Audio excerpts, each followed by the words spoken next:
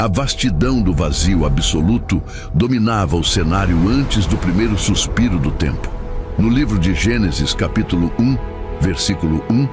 encontramos o marco zero da realidade material e espiritual. A terra era sem forma e vazia, envolta em trevas profundas que cobriam a face do abismo, enquanto o Espírito de Deus pairava sobre as águas em um estado de expectativa santa. Não havia o brilho do sol, nem o cintilar das estrelas, apenas o silêncio eterno de uma vontade soberana que estava prestes a se manifestar para organizar o nada em um cosmos de ordem perfeita. Naquele momento inicial, a inexistência de luz não era apenas uma ausência física, mas a representação de um estado bruto que aguardava o comando do arquiteto do universo para ganhar propósito e contorno geográfico. A voz divina cortou o silêncio da eternidade com o comando para que a luz existisse, estabelecendo a primeira fronteira definitiva entre o dia e a noite na cronologia da criação. Conforme lemos no livro de Gênesis, capítulo 1, versículo 5, o Criador chamou a luz dia e as trevas chamou noite, concluindo o ciclo inicial de uma obra que se estenderia por 6 dias literais de intensa atividade produtiva e transformadora.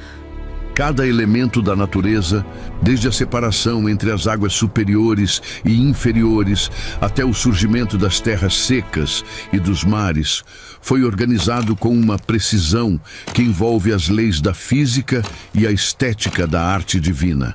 As águas, sob o firmamento, foram ajuntadas em um só lugar, com o objetivo de permitir que a vida vegetal brotasse em toda a sua diversidade de cores, sementes e frutos, preparando cuidadosamente o palco para os seres vivos que habitariam cada nicho ecológico. O cenário terrestre, anteriormente estéril e sombrio, transformou-se em um jardim planetário onde a luz governava o tempo e a Terra produzia o sustento necessário para a existência biológica que estava por vir no ápice do projeto divino.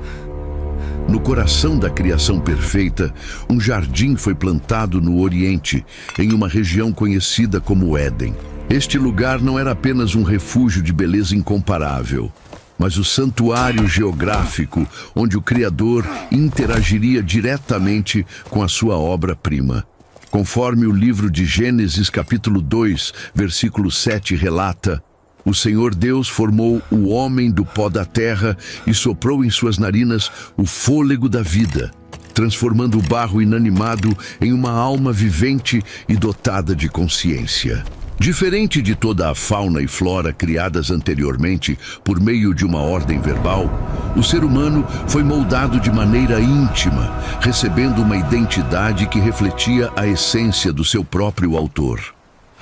O homem foi colocado neste ambiente sagrado para o cultivar e guardar, recebendo autoridade sobre todos os animais e a responsabilidade intelectual de nomear cada criatura que cruzasse o seu caminho. O ser humano carregava a imagem e a semelhança divina, o que envolvia capacidades morais, racionais e espirituais únicas para governar o mundo físico sob a supervisão do Altíssimo.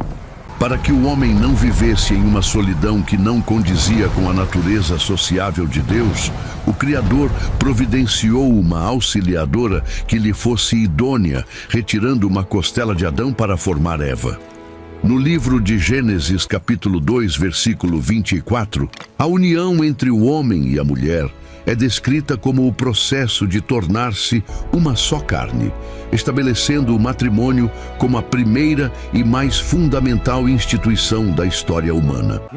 O Éden representava o equilíbrio ideal entre o trabalho produtivo, a satisfação emocional e a comunhão espiritual ininterrupta, onde a humanidade caminhava sem culpa e sem medos diante da presença majestosa de quem os trouxe à existência. A harmonia do Éden foi subitamente interrompida pela presença de uma voz estranha e questionadora que ecoou entre as árvores.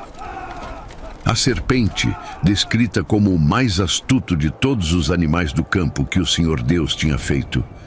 introduziu a dúvida sobre a veracidade da palavra divina no coração da mulher.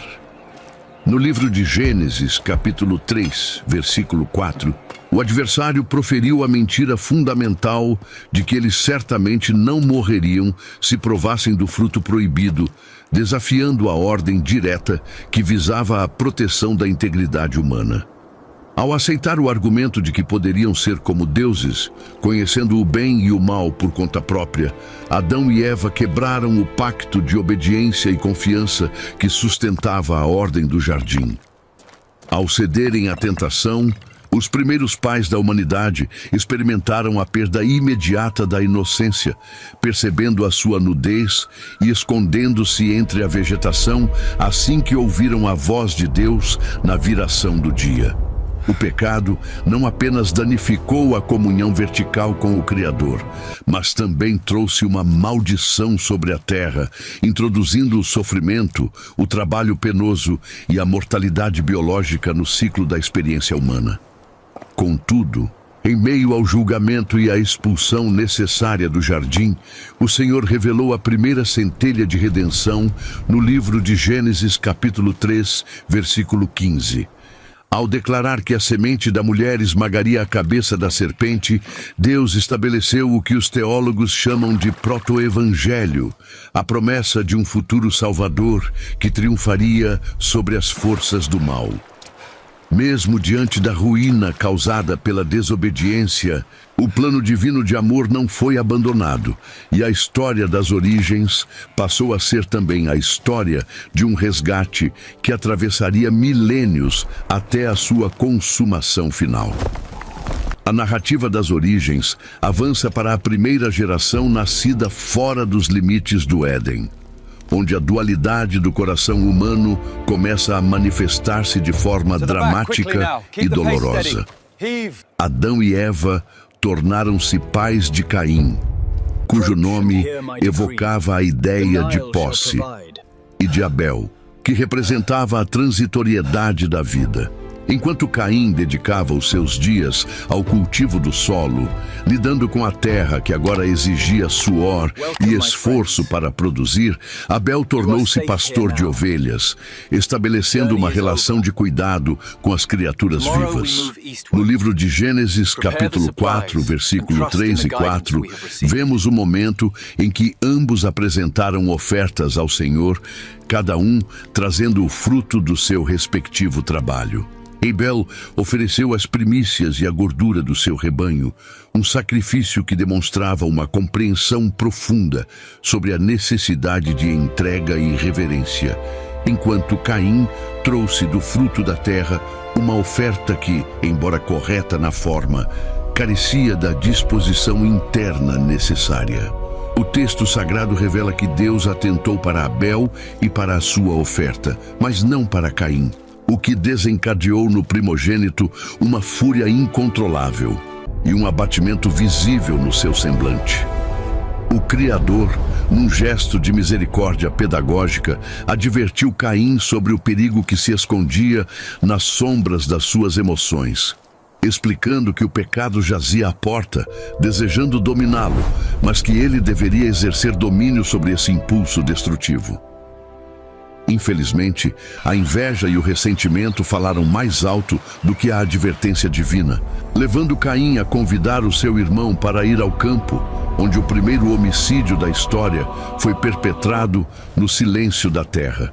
No livro de Gênesis, capítulo 4, versículo 10, a voz de Deus confronta o assassino com uma das frases mais impactantes da Bíblia, afirmando que a voz do sangue de Abel clamava desde a terra até a presença do Todo-Poderoso. Este evento marcou a entrada definitiva da violência na experiência humana, transformando o solo, que já era difícil de cultivar, num lugar que agora testemunhava a morte de um justo. Como castigo, Caim foi sentenciado a ser um fugitivo e um errante, recebendo um sinal de proteção divina para que ninguém o matasse, partindo então para a terra de Nod, ao oriente do Éden, longe da presença direta do Senhor. A linhagem de Caim expandiu-se rapidamente, marcando o desenvolvimento das primeiras cidades, das artes e da tecnologia metalúrgica, mas também aprofundando o distanciamento moral em relação aos princípios estabelecidos no princípio. Lameque, um descendente de Caim, exemplifica o auge desta arrogância ao vangloriar-se de uma violência ainda maior que a do seu antepassado, demonstrando como o afastamento de Deus gera uma cultura de morte e autossuficiência. Contudo,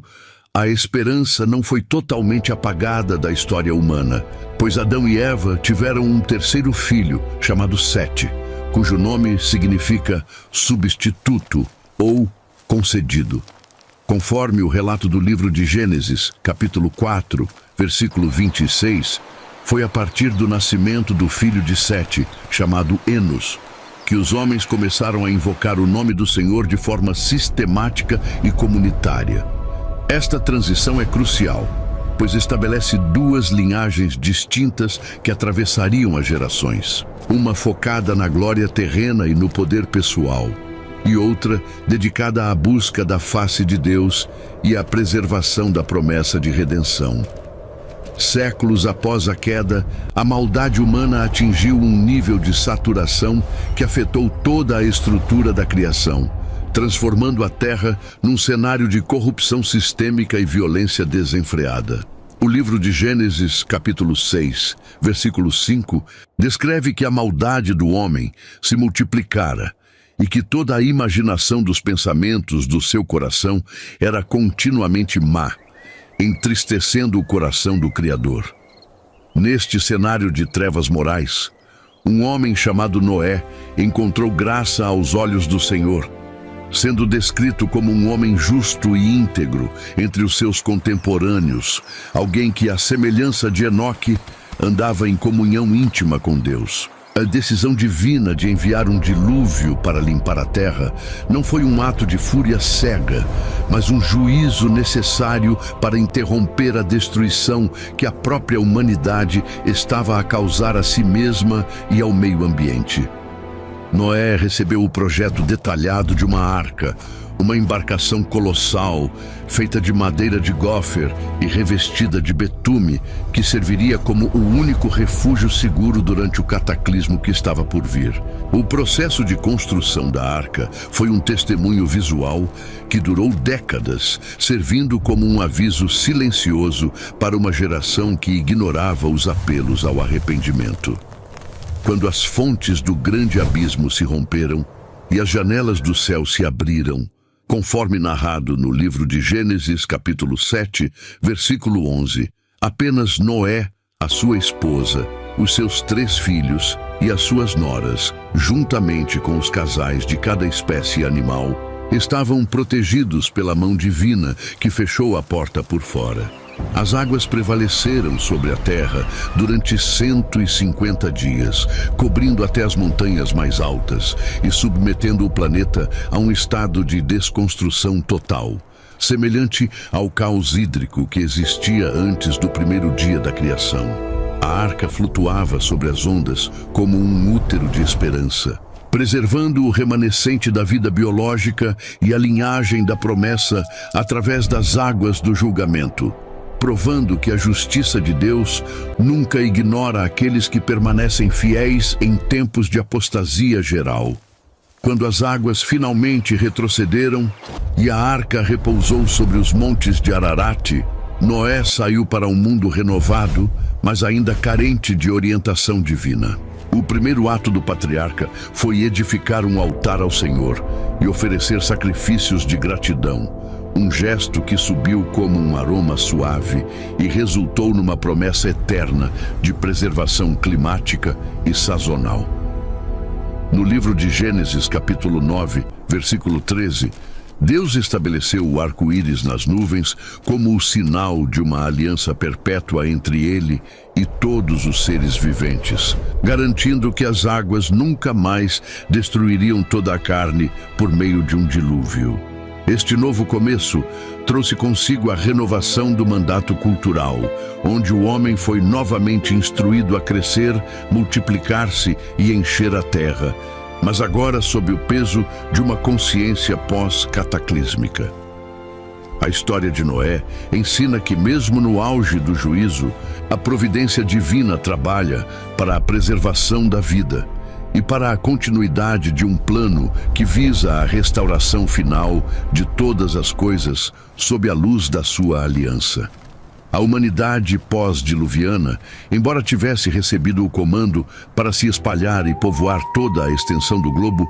decidiu concentrar as suas forças e a sua ambição numa planície na terra de Sinear. Sob uma liderança que buscava a centralização do poder e a glória autossuficiente, os homens uniram-se num projeto arquitetônico e ideológico sem precedentes, visando construir uma cidade e uma torre cujo topo alcançasse os céus.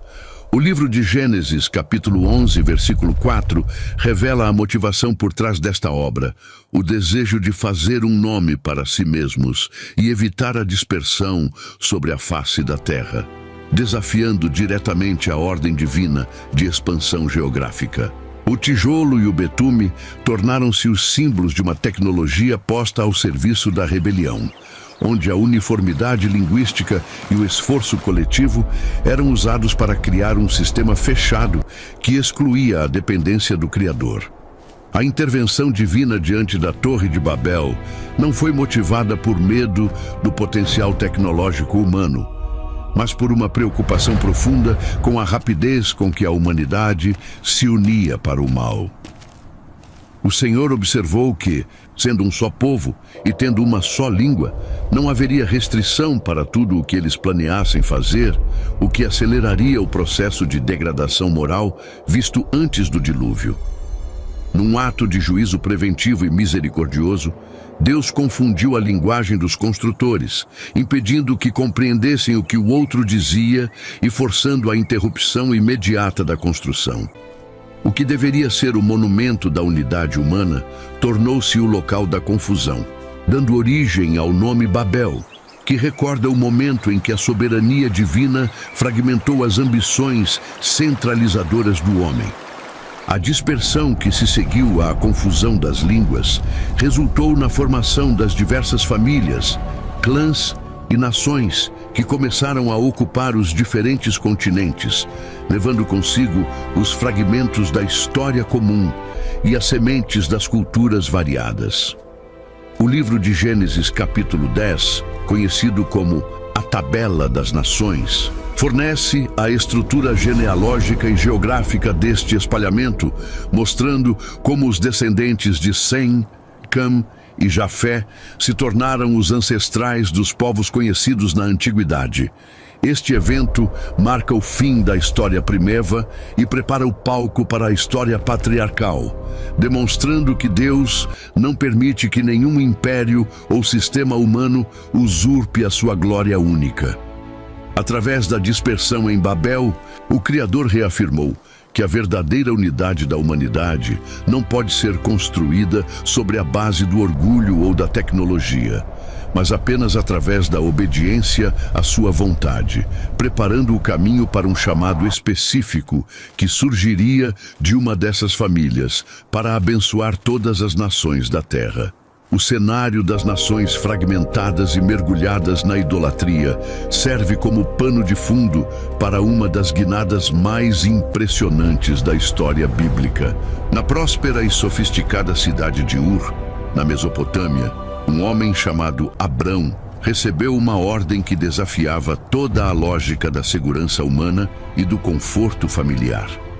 Conforme o registro do livro de Gênesis, capítulo 12, versículos 1 a 3, a voz do Criador ecoou com uma promessa tripla: transformá-lo em uma grande nação, engrandecer o seu nome e fazer dele uma bênção para todas as famílias da terra. Aquela não era apenas uma convocação para uma mudança geográfica, mas o início de um projeto redentor que visava reverter a confusão de Babel através da obediência de um único indivíduo e da sua linhagem futura.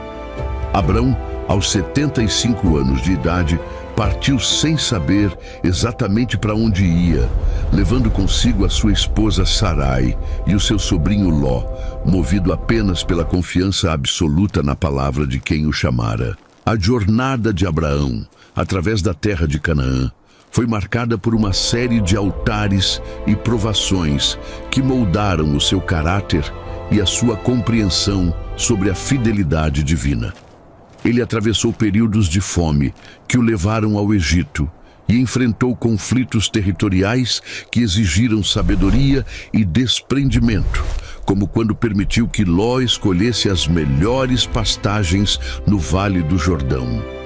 No livro de Gênesis, capítulo 15, versículo 6, encontramos o cerne da sua jornada espiritual, onde o texto afirma que Abrão creu no Senhor, e isso lhe foi imputado como justiça. Este momento é crucial, pois estabelece que o relacionamento com o Altíssimo não se baseava em ritos mecânicos, mas numa entrega pessoal e profunda, mesmo quando a promessa de um herdeiro parecia biologicamente impossível diante da velhice avançada e da esterilidade de sua esposa. O pacto foi selado com sinais visíveis e uma mudança de nome para Abraão, simbolizando o seu papel como pai de uma multidão de nações. O ápice do drama na vida do patriarca ocorreu no alto do Monte Moriá, onde a sua fé foi submetida ao teste mais rigoroso que um pai poderia suportar. Após o nascimento milagroso de Isaque, o filho da promessa, Deus solicitou que o jovem fosse oferecido em sacrifício, um pedido que visava demonstrar a supremacia do amor ao Criador sobre qualquer dádiva terrena. No livro de Gênesis, capítulo 22, versículo 14, após a intervenção divina que providenciou um cordeiro para substituir o rapaz, Abraão chamou aquele lugar de "O Senhor proverá". Este evento não apenas confirmou a aliança eterna, mas funcionou como um vislumbre profético de um sacrifício ainda maior que ocorreria naquelas mesmas colinas séculos depois.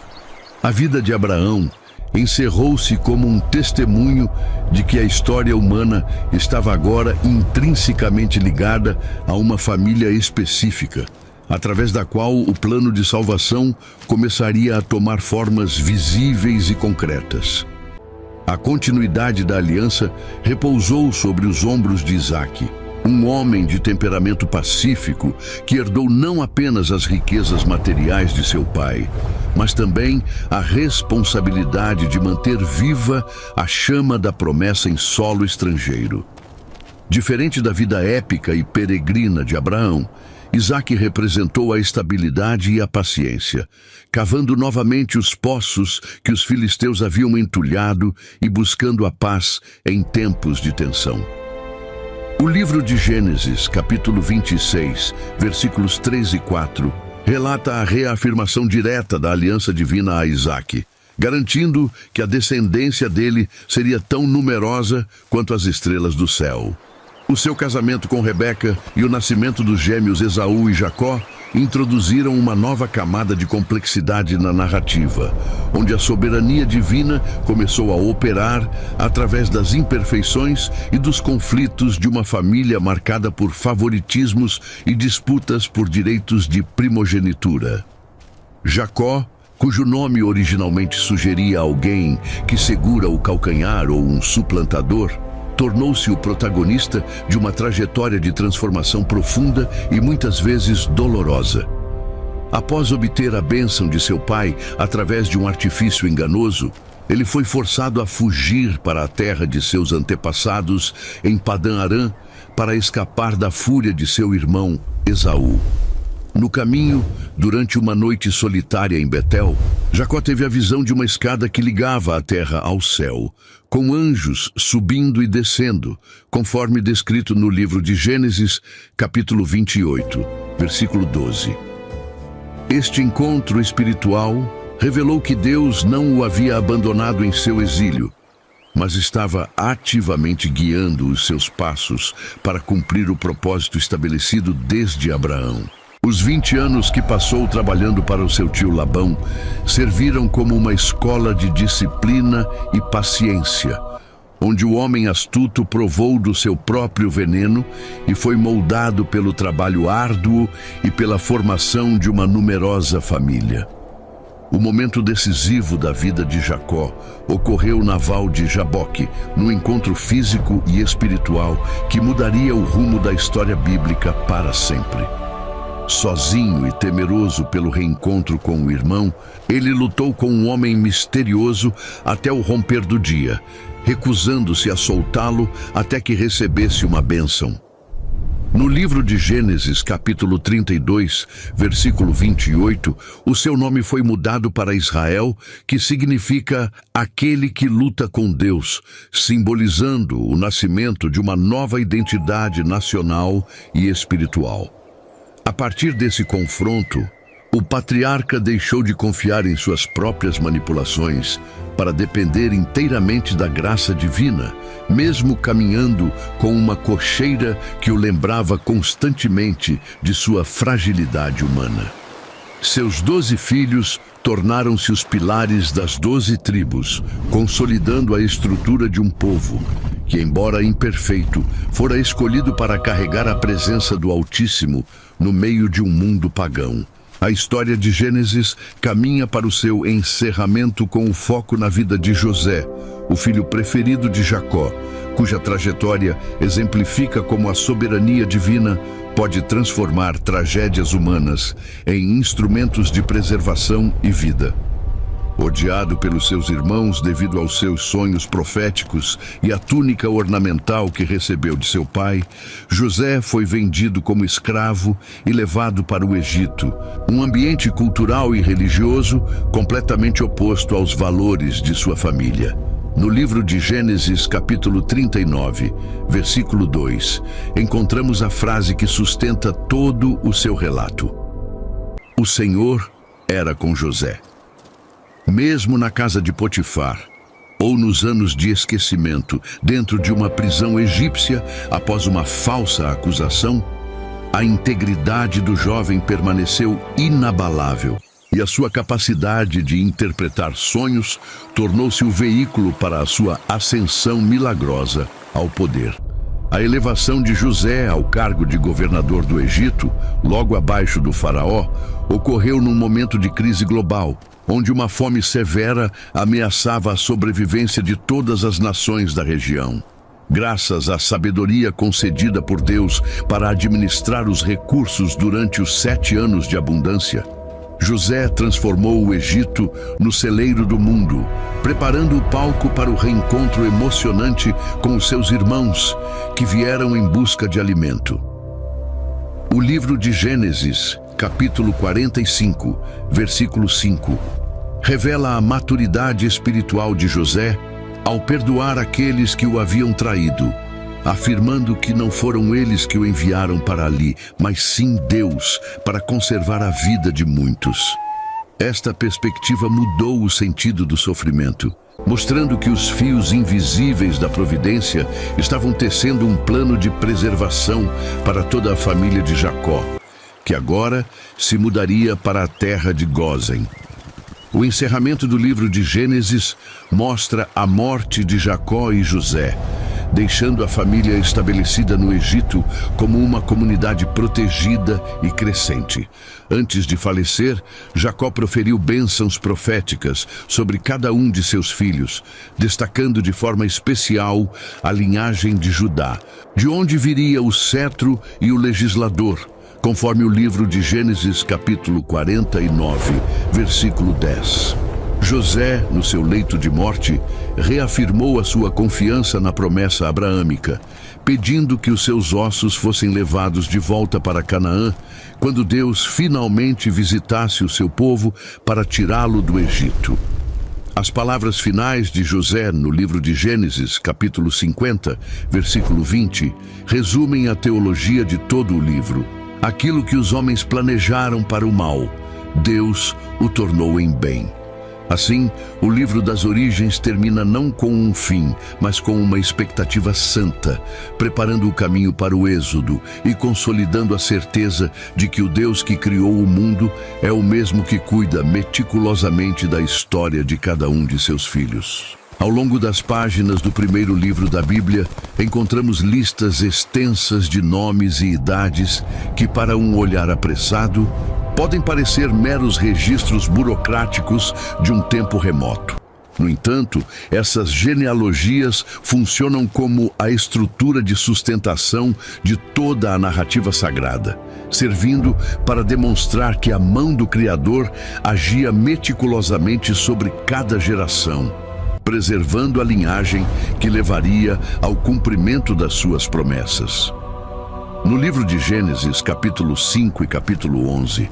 as listas de descendentes não são apenas números, mas a prova de que a vida humana, mesmo após a queda, continuava a ser um objeto de cuidado divino e um elo vital para a restauração futura. Cada nome registrado representava um indivíduo que carregava consigo a semente da esperança plantada no Éden, mostrando que Deus não trabalha com massas anônimas, mas com pessoas reais inseridas em contextos geográficos e temporais específicos. As genealogias ligam o pó da criação à glória das nações, provando que a história não é um emaranhado de acasos, mas um enredo cuidadosamente tecido por uma vontade soberana que não permite que nenhum detalhe se perca no esquecimento dos séculos.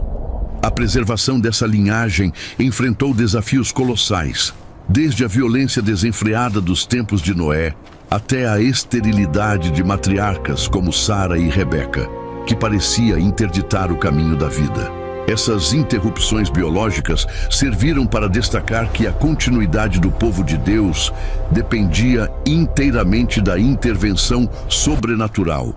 e não apenas da capacidade humana de reprodução. O texto sagrado faz questão de enfatizar que o nascimento de personagens-chave como Isaac ocorreram sob o sinal do milagre, sublinhando que a linhagem da promessa é, acima de tudo, uma linhagem da graça. No livro de Gênesis, capítulo 25, versículo 21, vemos Isaac orando pela sua esposa estéril, e a resposta divina reafirma que a semente que abençoaria o mundo estava sob a guarda de quem detém o controle sobre a vida e a morte. Essas listas de nomes tornam-se, portanto, um hino à fidelidade de Deus, que atravessa guerras, fomes e falhas morais para manter vivo o fio condutor que une o primeiro Adão ao propósito final da redenção. Além disso, as genealogias em Gênesis estabelecem a base para a compreensão da identidade de Israel entre os povos da terra, definindo as fronteiras e as heranças que seriam discutidas ao longo de todo o Antigo Testamento. Ao documentar a origem dos Moabitas, Amonitas, Edomitas e Ismaelitas, o texto fornece um mapa das relações diplomáticas e dos conflitos que moldariam o cenário político do Oriente Próximo por milênios. No livro de Gênesis, capítulo 36, a exaustiva lista dos descendentes de Esaú demonstra que Deus abençoa e acompanha até mesmo aqueles que não herdaram a promessa central, mostrando uma soberania que se estende sobre todas as culturas. Esse cuidado documental reflete a seriedade com que a história é tratada nas Escrituras, apresentando o livro de Gênesis não como uma coleção de mitos desvinculados da realidade, mas como um registro histórico e teológico que fundamenta a existência de toda a humanidade sob o olhar atento do Altíssimo. Embora o Novo Testamento apresente a manifestação plena de Jesus, o livro de Gênesis está repleto de figuras, eventos e padrões que funcionam como sombras e antecipações daquele que viria para ser o Salvador do mundo. Desde a promessa da semente da mulher que esmagaria a serpente, até a figura misteriosa de Melquisedeque, O rei de Salém, cada elemento aponta para uma realidade superior que seria revelada no tempo oportuno. No livro de Gênesis, capítulo 14, versículo 18, o encontro entre Abraão e este rei sacerdote que trouxe pão e vinho é uma das imagens mais potentes da intercessão messiânica antes mesmo da instituição da lei mosaica. Essas conexões internas mostram que a Bíblia possui uma unidade literária e teológica profunda, onde o início já contém em germe o desfecho glorioso da vitória sobre o pecado e a morte. O leitor atento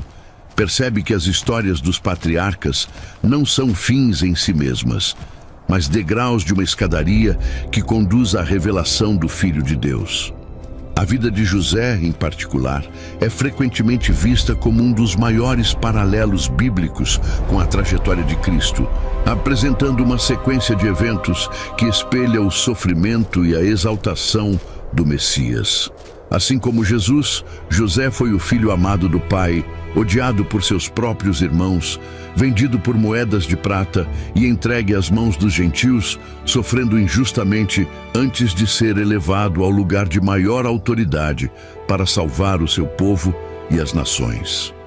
No livro de Gênesis, capítulo 50, versículo 20, a declaração de José de que Deus transformou o mal em bem para a conservação de muita gente ecoa o significado da cruz, onde o ato mais vil da história humana tornou-se o meio para a maior bênção de salvação eterna. Essas tipologias não são coincidências literárias, mas a marca de um autor divino que utiliza a vida de homens falíveis para desenhar o perfil da perfeição que estava por vir, preparando o coração da humanidade para reconhecer o Salvador quando ele finalmente aparecesse.